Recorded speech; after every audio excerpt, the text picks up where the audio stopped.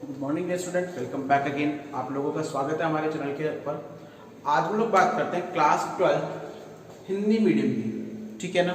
जो आरबीसी वाले स्टूडेंट है, जो राजस्थान बोर्ड वाले स्टूडेंट है, आज हम लोग उनके चैप्टर के बारे में बात करते हैं।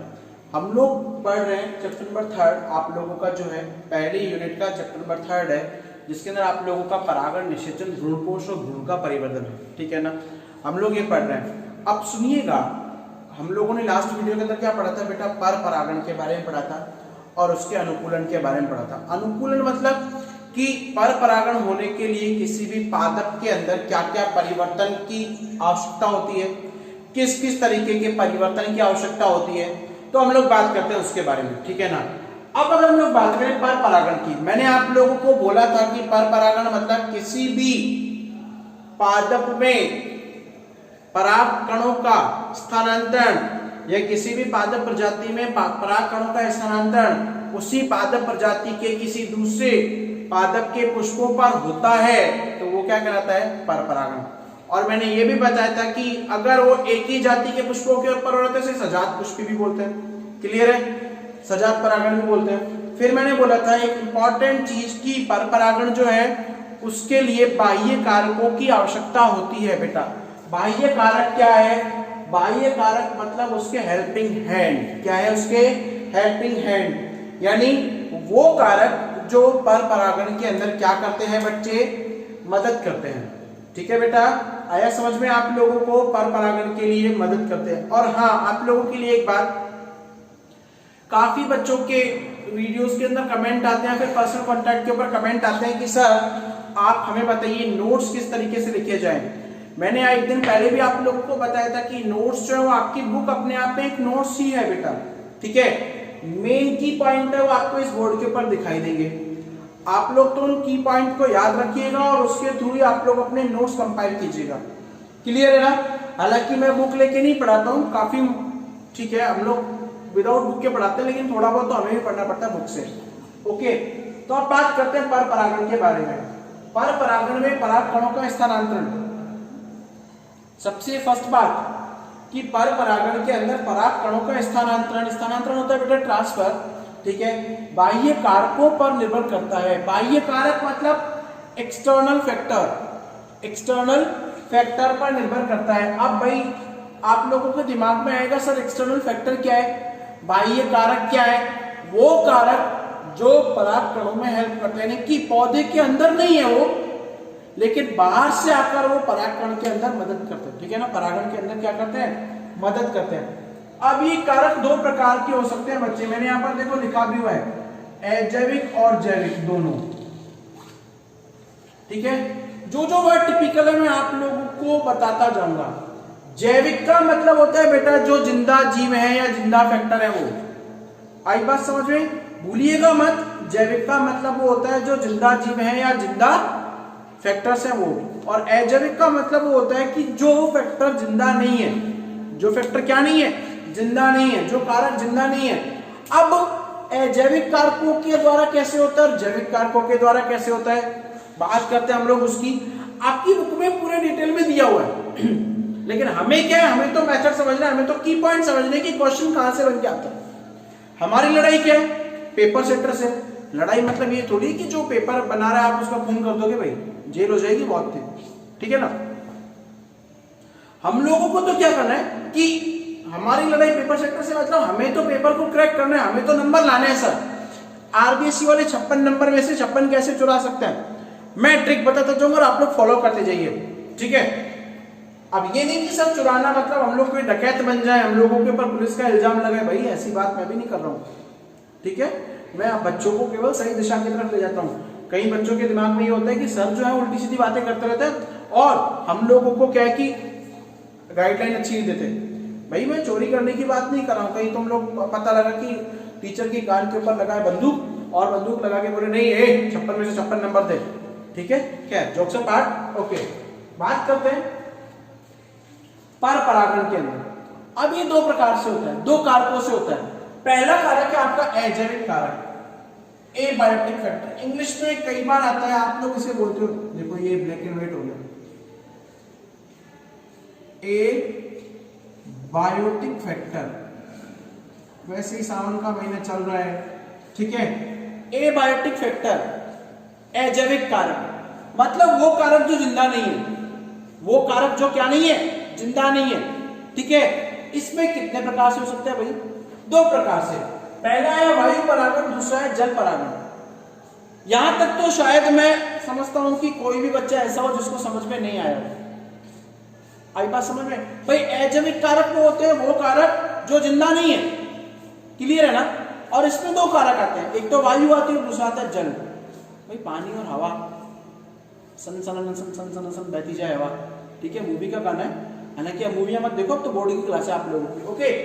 वायु परागण यानी वह परागण की वह क्रिया जो वायु के द्वारा होती है, या इसमें पादपों में परागण जो है वो वायु के द्वारा होता है, ठीक है भाई। हम लोग नाम से समझ चुके हैं। एनिमोफिली, वायु परागण। सर इतनी बकवास क्यों कर रहे हो आप लोग, ऐसे क्यों पढ़ा रहे हो? अभी रुको बेटा, मेक अ पेशेंस। लेकिन क्वेश्चन क्या आता है, मैंने जाना क्वेश्चन आता है, मैं स्टार बना रखे हैं आप लोगों को, हमें तो स्टार लगाने। अब स्टार बेटा ग्रेस में भी लगता है, ग्रेस से पास नहीं होना हम लोगों को तो अच्छे से पास होना, ठीक है। कई बार आता है कि वायु परागित पादपों में, मैंने बोला था कि तुम लोग 12वीं क्लास के अंदर हो भाई, तो 12वीं क्लास के अंदर, ठीक है, आगे डॉक्टर बनने जाओगे, गले में पट्टा डालना है हम लोगों को, स्टेथोस्कोप बोलते हैं जिसको, और लगा के घूमना है, और एक व्हाइट कलर का कोट पहन के घूमना है। घूमना ही नहीं है भाई, लोगों का इलाज भी करना है, ओके। तो वायु परागित पौधों के अंदर क्या होता है बेटा, परागण जिनमें वायु के द्वारा होता है, ठीक है, समझ में आ गया हम लोगों को। सर फालतू की रामकहानी क्यों गा रहे हो, सीधा मुद्दे पे आओ ना। तो भाई हम लोग मुद्दे पे आते हैं, ठीक है। क्या है कि वो परागण, अब इसमें एडेप्टेशंस क्या क्या है, इसमें क्या है एडेप्टेशंस, अनुकूलन क्या है। कई बार आता है कि वायु परागित पादपों में अनुकूलन लिखिए। अब क्या लिखोगे सर, अगर हमें पता ही नहीं है तो फिर मैं किस लिए हूं भाई, बताता हूं कि वायु परागित पौधों के परागकण, परागकण क्या है बच्चे, नरयुग्मक है। क्या है, नरयुग्मक है। अब इनके नरयुग्मक जो है वो छोटे छोटे मतलब आकार में छोटे होते हैं, ठीक है। अब आकार में छोटे होंगे तभी तो उड़ सकेंगे हवा के साथ भाई, हवा ही तो उड़ा के ले जा रही है, ठीक है। हल्के, हल्के मतलब जिनका वजन डाउन, क्लियर है। चिकने, ठीक है, हल्के चिकने, यानी कि कम चिकने होते हैं, वैसे ज्यादा चिकने नहीं होते। इनके जो परागकण है वो हल्के चिकने एवं शुष्क। शुष्क का मतलब पता क्या होता है, अब चिकने भी है और शुष्क भी है। चिकने क्यों है, क्योंकि बेटा वो चिपक जाएंगे, ठीक है ना। और शुष्क मतलब पानी की कमी होती है, पानी की कमी है, क्योंकि अगर पानी की कमी नहीं होगी, पानी ज्यादा मात्रा में होगा तो बेटा वजनदार होंगे, ठीक है ना, वजनदार होंगे। और संख्या में अधिक, संख्या में अधिक मतलब एक्सेसिव इन देयर नंबर्स। अब संख्या में अधिक होने की रिक्वायरमेंट क्या है बच्चे, क्योंकि हवा के साथ जब उड़ेंगे वो, तो कुछ ही मात्रा में जो परागकण है वो वर्तिकाग्र तक पहुंच जाते हैं, बाकी परागकण नहीं पहुंच पाते, इसलिए संख्या में अधिक होते हैं। आई बात समझ में यहां तक भाई। नर पुष्प का अनुकूलन तो हम लोगों को पता लग गया, लेकिन मादा पुष्प की अगर हम लोग बात करें तो इनके वर्तिकाग्र में भी अनुकूलन पाए जाते हैं। कैसे, नॉर्मली अगर मैं बात करूं तो इनकी वर्तिकाग्र जो बड़ी होती है और वो हवा में लहराती रहती है इस तरीके से, ठीक है। आप लोगों ने मक्का खाया, मक्का भुट्टा, मक्के के अंदर हम लोगों ने देखा होगा कि दाने हैं, उन दानों जब आप भुट्टा पैक होता है बिल्कुल, ठीक है ना, कवर्ड होता है, उसके ऊपर ब्राउन कलर की हेयर होते हैं, भूरे रंग के बाल होते हैं, वो क्या है, वर्तिकाग्र तो है, जिसे आप लोग टसेल बोलते हो। सर क्या क्या नए नए वर्ड यूज करके आ रहे हो, नहीं टसेल बेटा, उसको टसेल ही बोला जाता है साइंस के अंदर, ठीक है। वो क्या है, वो हवा में लहराती, पंखनुमा होती है, वो हवा में लहराती रहती है। अब क्या है, जैसे ही नर पुष्प से का डेसेंस हुआ, नर पुष्प फटा, तो वो क्या है, वर्तिकाग्र उन पराग कणों को ट्रैप कर लेती है, पकड़ लेती है और परागण की क्रिया हो जाती है। तो मक्के में टसेल, घास में आप लोगों ने देखा है, घास में बेटा हल्के हल्के फीदर के फॉर्म में होती है, घास में होते हैं रोमिल, घास में क्या होती है, रोमिल, पंख के आकार की। और एक टाइफा पौधा होता है जिसमें क्या होती है, ब्रश के आकार की होती है, जिसमें क्या होती है, ब्रश के आकार की, ठीक है ना। तो अगर आप लोगों को वायु परागण का उदाहरण चाहिए, एग्जामिनर आता है आप लोगों का प्रैक्टिकल लेने के लिए, कई बार पूछता है कि नहीं 2 वायु परागित पौधों के नाम बताइए, तो मक्का और घास का नाम आंखें बंद करके ले लीजिएगा, कोई गलत नहीं कर सकता, वाई में अच्छे मार्क्स आते हैं। ठीक है, दूसरा है भाई जल परागण। सर इतनी इतनी राम कहानी गाओगे तो कहां तक पूरा होगा? जल परागण क्या है भाई? जल के द्वारा होता है, हमें पता है जल के द्वारा होता है। हमें सर मुझे तो पता है, आप बोलोगे सर मुझे पता है, आपकी क्या जरूरत है? सुनो भाई जरूरत है, लेकिन लेकिन लेकिन जल परागण जो है वो केवल 20 से 30% पौधों में ही होता है बस। जो एक्वेटिक प्लांट है, जो जलीय पादप है, उसकी केवल 20 से 30% जातियों में जल परागण होता है, बाकियों में नहीं होता। लिखा भी हुआ है देखो, सभी जलीय पौधों में नहीं होता। जैसे पोटामिस्टोन में वायु के द्वारा होता है, ये एक्सेप्शन है, ये क्वेश्चन आते हैं। और निम्फिया में किसके द्वारा होता है? कीटों के द्वारा। अच्छा एक और उदाहरण, आप लोगों ने जलकुंभी सुना है, जिसे हम लोग बंगाल का शोक बोलते हैं, शायद 10वीं के अंदर आप लोगों ने पढ़ा भी होगा। उसमें भी बेटा कीटों के द्वारा होता है। ठीक है, हालांकि है वो एक्वेटिक प्लांट, सिंगाड़े में भी कीटों के द्वारा होता है। ठीक है ना, है वो जलीय पौधे, है वो जलीय पौधे। तो ये क्या करे, सभी जलीय पौधों में नहीं होता, केवल 20 से 30% पौधों में होता है बस। अब इसको दो टाइप में बांटा गया है, पहला और दूसरा। पहला है अधोजल परागण। अधो जल के ऊपर, अधो होता है ऊपर बेटा, क्या होता है? ऊपर। मैंने आपको बता रखा है, आप लोग शब्दों का खेल समझिए, कोई भी आपको पीछे नहीं कर सकता, कोई भी आप लोगों को पीछे नहीं कर सकता है। अधोजल परागण, इससे आप लोग हाई हाइड्रोफिली बोलते हो। हाई फाई भाई सबसे ऊपर है, हाई फाई सबसे ऊपर है, ठीक है ना। हाइट मतलब ऊपर, हाइड्रोफिली। अधोजल जो है ये परागण जल के, ठीक है ना, सॉरी माय मिस्टेक। अधोजल का मतलब क्या होता है? जल के अंदर, और अधिजल होता है जल के ऊपर, ठीक है ना। अधोजल होता है वो परागण जो जल के अंदर हो रहा है, वो परागण की क्रिया जो किस पे हो रही है? जल के अंदर हो रही है, ठीक है ना। My mistake, sorry. आई बात समझ में? इसे आप लोग बोलते हो जल निमग्न पादप, ठीक है, जो जल में डूबे हुए हैं। एग्जाम्पल आता है आपका जूस्टेरा, जूस्टेरा को आप लोग समुद्री घास बोलते हो, और नेजार्स। क्लियर है बच्चे? सेकंड थिंग इज अधिजल। अधिजल होता है एपिहाइड्रोफिली, यानी वो पॉलिनेशन जो आप लोग, जिसकी क्रिया जल की सतह के ऊपर हो रही है। क्लियर है? मैंने क्रॉस वर्ड में बोल दिया, वाइस वर्सा बोल दिया, सॉरी फॉर माय मिस्टेक। अधिजल, अधिजल का मतलब क्या होता है कि वह परागण की क्रिया जो जल की सतह पर होती है। आप लोगों की बुक में, ठीक है, एग्जांपल दिया हुआ है, मैं इस एग्जांपल को एक्सप्लेन करके बताता हूं। वेलिस्नेरिया, कई बार क्वेश्चन आता है, एनसीईआरटी में तो दिया हुआ है बेटा कि वेलिस्नेरिया में जल परागण किस तरीके से होता है। सुनिएगा, वेलिस्नेरिया क्या है? पानी में रहने वाला पौधा है, ये पानी। अब जब परागण की क्रिया होनी होती है ना बेटा, तो सामान्यतः तो इसके फ्लावर जो है वो अंदर होता है, भाई ये इसका फ्लावर है। अब जैसे ही परागण की क्रिया हो रही होती है या होनी होती है, तो इसका जो मादा पादप है वो एक स्टॉक, यानी कि एक लंबे बेलनाकार स्टॉक के नलिका के साथ में बाहर आ जाता है। वो कहां जाएगा? बाहर, सतह के ऊपर आ जाएगा। और साथ में नर जो पुष्प है वो भी सतह के ऊपर आकर अपने परागण छोड़ देता है, और उनमें परागण की क्रिया हो जाती है इस तरीके से। क्लियर है? तो वेलिस्नेरिया क्या है? अधिजल, यानी कि जो जल की सतह पर जिनमें परागण होता है। अधोजल होता है जल निमग्न पौधों के अंदर। क्लियर है? ओके, अब बात करते हैं जैविक कारकों की। जैविक कारक, बायोटिक फैक्टर्स, वो फैक्टर जो जिंदा है। सबसे पहला आता है कीट परागण बेटा। 90% पादपों के अंदर ये कीट परागण ही पाया जाता है, ठीक है। इसे आप लोग एंटोमोफिली भी बोलते हो, लेकिन ठीक है, इसमें कीटों द्वारा परागण की क्रिया होती है। हमें पता है कीड़े मकोड़े जो होते हैं, कीट पतंगे जो होते हैं, वो ले जाते हैं। कौन कौन से?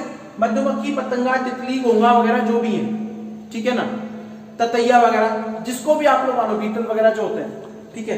लेकिन कीट परागण की जो 80% क्रिया है, ये याद रखिएगा बेटा, कीट परागण की जो 80% क्रिया है वो किसके द्वारा होती है? मधुमक्खियों के द्वारा। वो किसके द्वारा होती है? मधुमक्खियों के द्वारा होती है। ओके, क्लियर है? अब यहां तक तो ठीक है, हमने पढ़ लिया, लेकिन इनमें अनुकूलन क्या होंगे वो सुनिएगा, वो सुनिएगा। इनके जो पुष्प है वो रंगीन, भाई कलर्ड होते हैं। क्यों? क्योंकि रंगीन होंगे तभी वो कीटों को आकर्षित करेंगे, ठीक है ना। चमकदार, अब रंगीन है तो चमकदार भी होंगे, ठीक है ना। मकरंद युक्त मकरंद एवं गंधयुक्त, मकरंद मतलब उसके अंदर नेक्टर बहुत ज्यादा मात्रा में, सुगंधित होंगे, सुगंध होंगी, तभी तो वो कीटों को अपनी तरफ आकर्षित करेगा। तो इसलिए इन शॉर्ट इनके जो पुष्प है वो कैसे होते हैं? आकर्षक। क्या होते हैं? आकर्षक पुष्प होते हैं। क्लियर है? क्लियर है? उदाहरण है बेटा सरसों, सब जानते हैं उसको, सालविया, ऑक वगैरह। ठीक है। दूसरा आता है पक्षी परागण, ऑर्निथोफिली। दूसरा क्या आता है? पक्षी परागण। याद रखिएगा ये पक्षियों के द्वारा क्रिया होती है, यानी कि पक्षी इसमें काम में रहते हैं।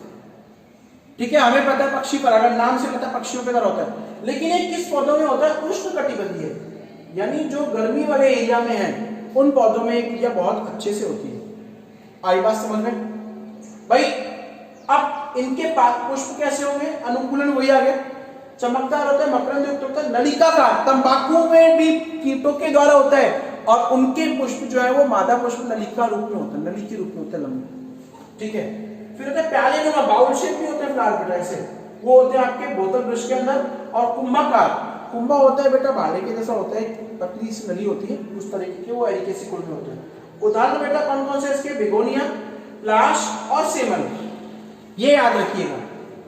लास्ट आता है आपका चमगादड़ के द्वारा, जिसे आप लोग चीरोप्टेरोफिली बोलते हो। चीरोप्टेरो होता है बेटा रात्रिचर, वो जीव जो रात में बाहर निकलते हैं। चमगादड़ हमें पता है सुनसान शहरों पे, ठीक है ना, सुनसान गांव पे अंधेरी रातों में एक रोज शहंशाह निकलता है, जिसे एक रोज मसीहा निकलता है, जिसे लोग शहंशाह कहते हैं। नहीं, ठीक है, वो अमिताभ बच्चन की पिक्चर का गाना है, लेकिन चमगादड़ शहंशाह नहीं है बेटा। अभी बीमारियां भी फैलाता है चमगादड़, बहुत भयानक तरीके की, कोरोना फैला चुका है। चमगादड़ों के द्वारा चीरोप्टेरोफिली बेटा ये रात्रिचर है। रात्रिचर मतलब रात में विचरण करने वाला, रात में घूमने वाला। स्तनधारी है, हाँ याद रखिएगा, मैमेलियन है क्योंकि ये बच्चों को जन्म देता है सीधा, इसमें अंडे नहीं होते। ठीक है पक्षी, लेकिन कैटेगरी में किसमें रखा गया? स्तनधारी। ओके, जंतु है ये क्या है? रात में बेटा कीड़े मकोड़ों की तलाश में और पुष्पों की तलाश में बाहर निकलता है। तो इसके जो पुष्प होते हैं भाई, जो चमगादड़ द्वारा परागित पौधे होते हैं, उनके पुष्प जो होते हैं वो बहुत अधिक चमकदार और मकरंद युक्त होते हैं। रात्रि उजागर, रात में खिलते हैं वो। ठीक है, जैसे रात की रानी मिराबिस जिलापा, उसमें चमगादड़ के द्वारा होता है।